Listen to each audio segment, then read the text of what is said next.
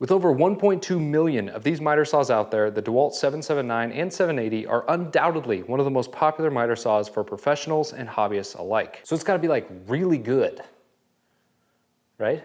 Well, I mean, it does cut bevels and miters and mitered bevels and plenty of straight cuts. It does all of that really well.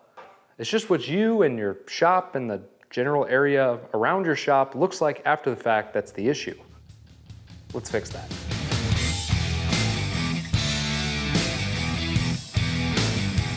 Now, I get that this is a very popular saw for contractors and trim carpenters who are probably going to be using this on a job site or outside where sawdust probably isn't a huge concern. But I gotta imagine at least some of those 1.2 million saws live inside where air quality and cleanliness is at least considered or maybe even appreciated. So I decided to tackle improving dust collection on these models. And after a 4-month struggle, I can honestly say this was the single biggest design challenge I've ever faced. Stick around in the end to see the final product and how you can get your hands on one for your saw. You see, most miter saws have dust collection as an afterthought. That's pretty common. But most of those afterthoughts at least have a clear exit path for the sawdust to take, like this on my rigid slider, or this on my Dewalt chop saw. This miracle of engineering seems like the people at Dewalt literally forgot to put it in the design. And at the last minute came up with this smush snorkel thing that fits between the frame and the bevel gauge awkwardly. I mean, look at the opening on this thing. Other than being a slightly provocative shape, it's totally useless. There's holes everywhere. It's no surprise that even if you hook this up to a high-dollar dust extractor with plenty of static pressure, it captures roughly 0% dust. Also, to add insult to injury, the hose connection comes straight out the back of this already incredibly deep saw, meaning putting it in a miter station up against a wall is virtually impossible. So there's room for improvement, let's just say that. Now, before starting any kind of engineering endeavor, it's helpful to lay out some goals for the project. These can serve as kind of guide rails during development so that the end result is actually useful. For example, if I designed a near perfect dust collection fitting, but you can only use it in straight cuts on 2x material, it wouldn't actually be practical for most users. So for that reason, goal number 1 is to not impact the saw's capacity if at all possible. This includes preserving the full range of motion for miters and bevels, plus the stated material size cut allowances. When I tackled the Bosch Axial Glide, I decided to make it removable because it did impact capacity in some cases. Though that is kind of a nice feature, if possible on this Dewalt, I'd like to avoid that altogether. Goal number 2, it must be a significant improvement over the stock dust collection, which, let's be honest, shouldn't be too hard to do. And finally, goal number 3 is it should not require any physical modification of the saw other than removing some parts. It would be kind of crazy to expect people to start cutting and drilling holes in their power tools. And with those 3 goals in place, we can get started. But right off the bat, I can already tell that the lack of sawdust routing options is going to make this a little bit tougher to crack. You see, anytime you're dealing with fluid flow, whether it's a liquid or a gas, you want to reduce the friction losses wherever possible. This happens anytime the fluid is forced to flow along a rough surface, change direction, or even travel through different sized openings. The most ideal situation would be for the air and sawdust to travel straight back from the point of creation at the intersection between the saw blade and the wood. This is why most miter saws have an exit point that's in line with where the sawdust is created. They at least usually have that part right.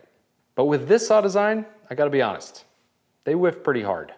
The first thing I tried was to create a sort of hybrid approach of the original design by creating a tube and chute setup where a small scoop, for lack of a better term, was attached to the saw head and connected via a flexible hose to the tube. My thought was this gave the straightest and smoothest pathway for the sawdust to travel, but I quickly found out that I'd be way too restricted to neatly accomplish this in the cramped space back here if I wanted to preserve the capacity of the saw. Plus, reimagining a terrible design just makes a slightly less terrible design, and we can do better than that.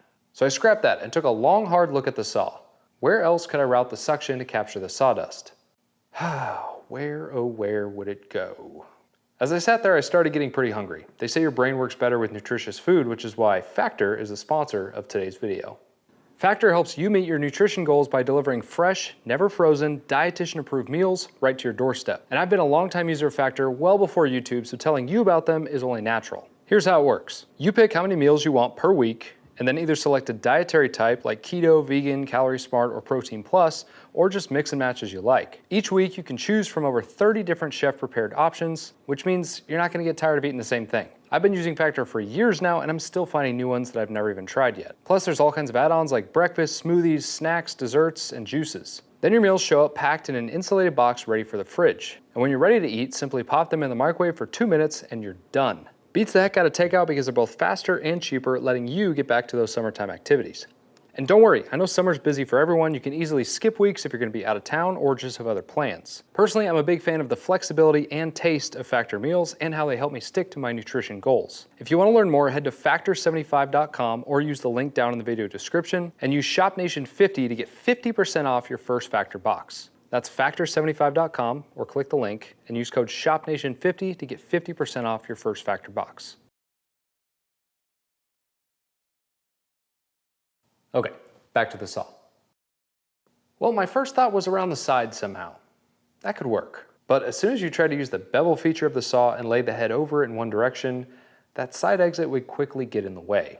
Remember, I don't want to impact the capacity of the saw if I don't have to, so I needed to rethink that. So I started to imagine this bounding box around the head of the saw. As long as this thingamajig fit inside that box, it wouldn't get in the way and thus preserve the full range of motion.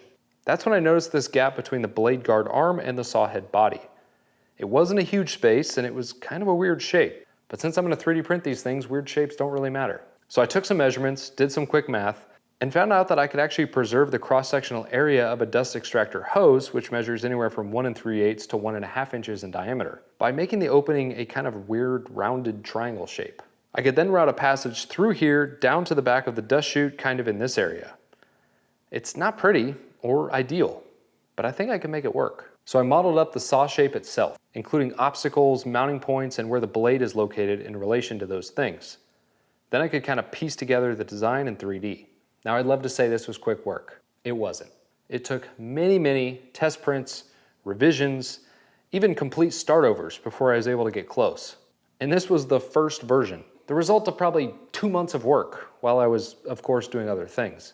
I was excited to get to this point to test it, so I installed it, hooked it up, and made my first cut. And it might have looked kind of cool, but I've been fooled before, and it was the same case with this one. It just flat out wasn't very effective at collecting dust. One of the problems was that this cavity back here was way too big, and the suction inlet was way too small. This caused a huge pressure drop and didn't do a great job actually capturing and removing that dust. Remember what I said about going through different size openings?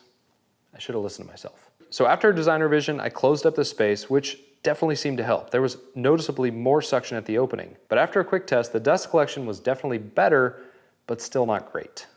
I played around with different flap sizes and lengths to see if that helped, but no such luck. Another issue was that this thing was just too damn big. I tried cutting some different size material and moving the fence around, and the chute itself ended up getting in the way, which based on my initial design guidelines was a big no-no. So I took my learnings, went back to a blank slate, and started designing a new, more compact, hopefully more efficient version, which is what eventually led to this. You can see right away the size difference between the two. Here's version 1 and here's version 2.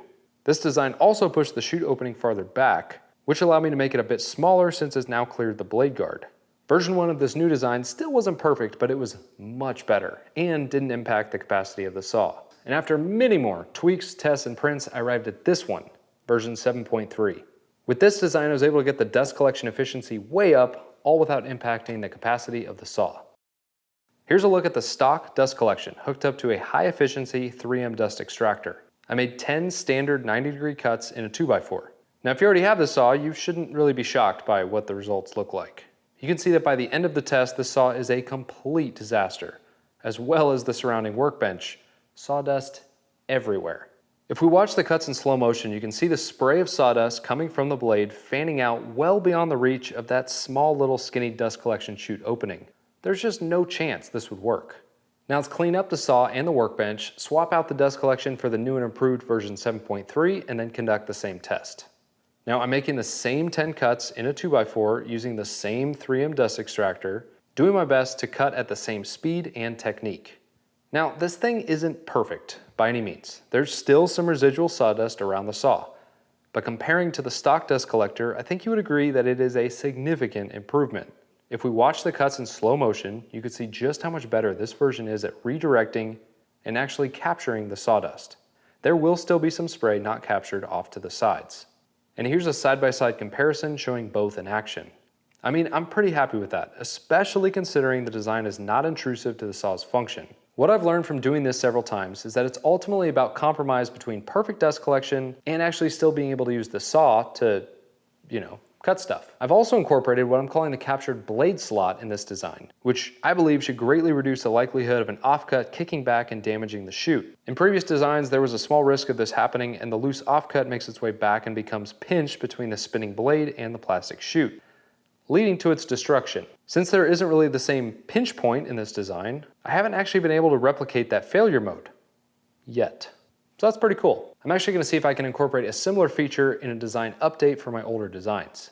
You can see that if I tilt the saw into a full 45-degree bevel, there's still plenty of clearance around the fitting, and this includes throughout its full sliding range.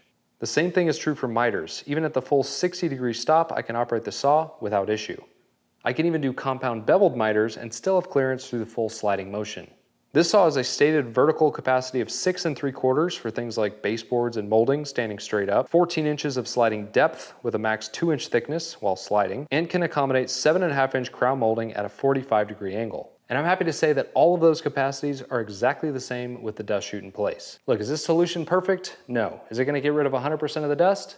Also no. Remember when I said that these always turn out to be compromises between perfect dust collection and still being able to use the dang saw. And I think this design balances that pretty well because you can still use the full functionality of the saw while significantly improving dust collection. So really the only question left is it significant enough for you and your shop? So after 4 months, we accomplished what we came here to do. Better dust collection without impacting the functionality of the saw that you can simply bolt in place. If you want one for your saw, I've got them available now for pre-order on my website, shopnationstore.com. I'll leave that link down below as well as up here. The print farm has already been in full production and I'm gonna start shipping the first orders in early August. I also went ahead and developed a dust collection chute for the Harbor Freight clone of this saw, the Hercules HE74.